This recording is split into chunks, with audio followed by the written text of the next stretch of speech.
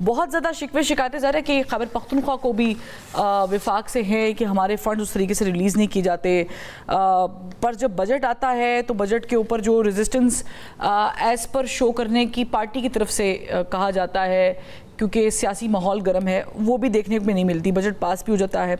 ابھی یہ جو انویسٹمنٹ کے اوپر گورنمنٹ بات کر رہی ہے، ظاہر ہے کہ انویسٹمنٹ کی جب بات کرتی ہے تو وہ وفاق کی انویسٹمنٹ تو ہوتی ہے، لیکن صوبوں کی ترقی بھی اس کے ساتھ جڑی ہوئی ہے۔ کیا آپ کو لگ رہا ہے کہ اس پہ کوئی سیریسلی کام کیا جا رہا ہے؟ جی بسم اللہ الرحمن الرحیم، تھینک یو فاوا۔ آپ نے بڑا ایک اچھا اور امپورٹنٹ ٹاپک چھیڑا ہے، انویسٹمنٹس۔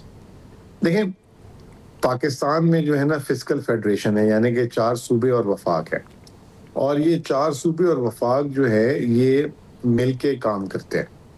اب صوبوں کا جو جتنا بھی ٹیکس ہے، صوبوں کے پاس صرف ایک ٹیکس کلیکشن ہے، وہ ہے سیلز ٹیکس آن سروسز، یعنی کہ اگر آپ ریسٹورنٹ میں جائیں یا اگر کسی ہوٹل میں جائیں یا کوئی سروسز ہیں تو وہ صرف صوبے کلیکٹ کرتے ہیں۔ باقی جتنے ٹیکسز ہیں پاکستان کے، چاہے کسٹم ڈیوٹی ہے، چاہے انکم ٹیکس ہے، چاہے سیلز ٹیکس آن گوڈز ہے، وہ وفاق کلیکٹ کرتا ہے۔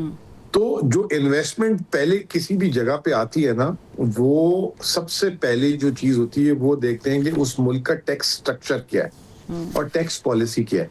وہ ٹیکس سٹرکچر اور ٹیکس پالیسی جو ہے وہ فیڈرل گورنمنٹ کے ہاتھ میں ہے۔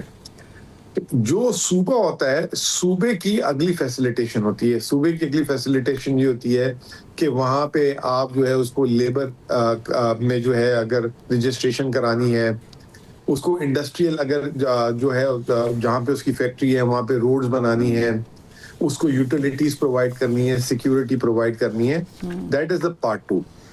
ابھی جو پاکستان میں آپ نے دیکھا ہے کہ پچھلے 1 سال میں جو دھڑا دھڑ کمپنیاں بھی نکلی ہیں، وہ جو ہیں ان کا جو پرابلم ہے پرائمریلی 2 پرابلم ہے۔ ایک یہ کہ پاکستان کا ٹیکس جو ہے دنیا کا مہنگا ترین ٹیکس ہو چکا ہے۔